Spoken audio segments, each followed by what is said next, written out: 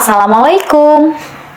Perkenalkan, namaku Liva dan temanku yang bernama Rahma, Faiz, dan Guroba. Kami dari kelompok 1 akan membahas mengenai isu diskriminasi terhadap perempuan pada bidang pendidikan. Diskriminasi terhadap perempuan di bidang pendidikan.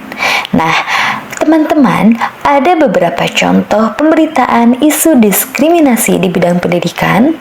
Salah satunya bahwa di Indonesia, isu diskriminasi terhadap perempuan di bidang pendidikan masih sering muncul dalam berbagai pemberitaan dan laporan lembaga seperti Komnas dan KPAI.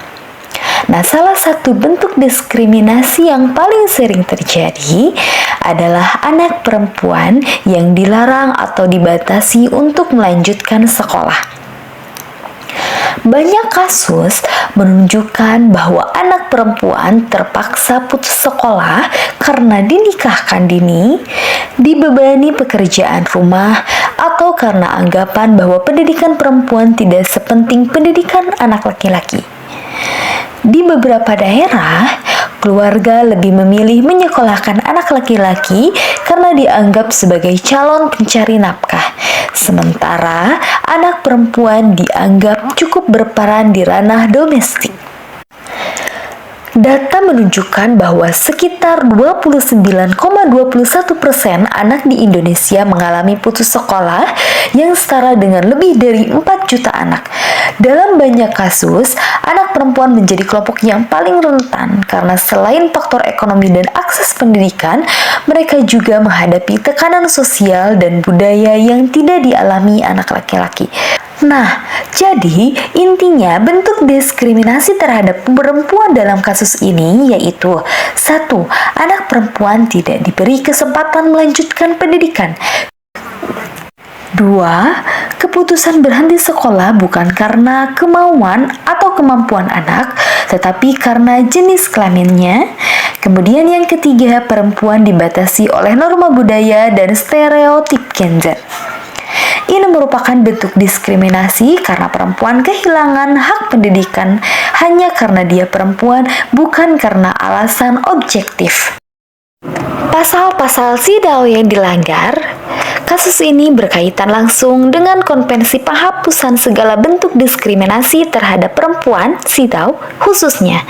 Pasal 1 SIDAW, diskriminasi terhadap perempuan adalah setiap pembedaan atau pembatasan berdasarkan jenis kelamin yang mengurangi atau menghapuskan hak perempuan.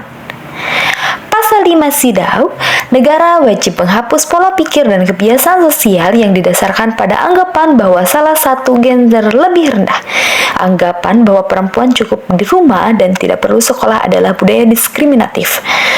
Kemudian pasal 10 SIDAW, pasal yang paling relevan pada kasus ini karena pasal ini secara khusus mengatur hak perempuan di bidang pendidikan, antara lain bahwa hak atas akses pendidikan yang sama, penghapusan stereotip peran gender dalam pendidikan, kemudian pengurangan angka putus sekolah pada anak perempuan. Dalam kasus ini, pasal 10 jelas dilanggar karena anak perempuan tidak diberi akses pendidikan, dipaksa putus sekolah, dan dibatasi oleh stereotip gender. Ada peraturan perundang-undangan Indonesia untuk mengatasi masalah ini. Jadi, di Indonesia sebenarnya sudah memiliki dasar hukum yang kuat, antara lain Undang-Undang Dasar 1945 pada pasal 31 bahwa setiap warga negara berhak mendapatkan pendidikan. Jadi, ini berlaku untuk anak laki-laki dan perempuan tanpa diskriminasi. Kemudian, Undang-Undang Nomor 20 Tahun 2003 tentang Sistem Pendidikan Nasional, bahwa dalam undang-undang ini membahas pendidikan diselenggarakan secara adil dan tidak diskriminatif. Kemudian, setiap warga negara memiliki hak yang sama atas pendidikan. Selanjutnya, Undang-Undang Undang-Undang Nomor 7 Tahun 1984 bahwa meratifikasi CEDAW, artinya negara wajib melaksanakan isi CEDAW dalam kebijakan nasional. Selanjutnya ada Undang-Undang Nomor 35 Tahun 2014 tentang perlindungan anak.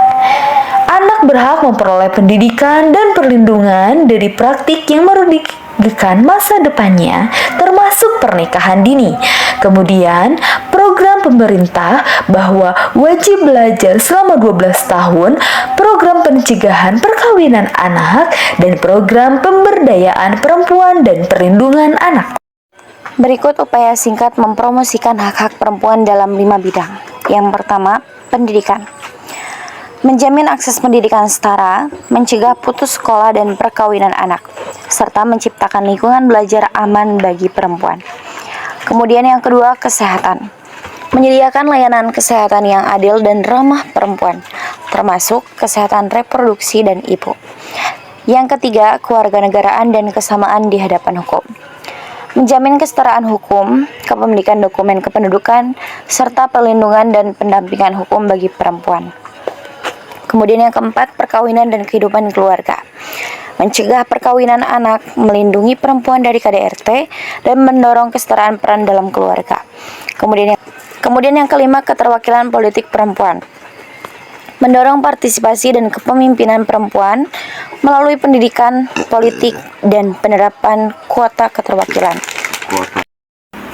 Nah, jadi upaya mengatasi diskriminasi terhadap perempuan di bidang pendidikan harus berfokus pada pencegahan putus sekolah, penghapusan stereotip gender, serta jaminan akses pendidikan yang setara. Pendidikan memiliki peran strategis bukan hanya sebagai sarana belajar, tetapi juga sebagai alat utama untuk memutus rantai diskriminasi terhadap anak perempuan. Demikian yang dapat kami sampaikan dari kelompok 1 mengenai isu diskriminasi terhadap perempuan di bidang pendidikan. Mohon maaf atas segala kesalahannya. Terima kasih. Wassalamualaikum warahmatullahi wabarakatuh.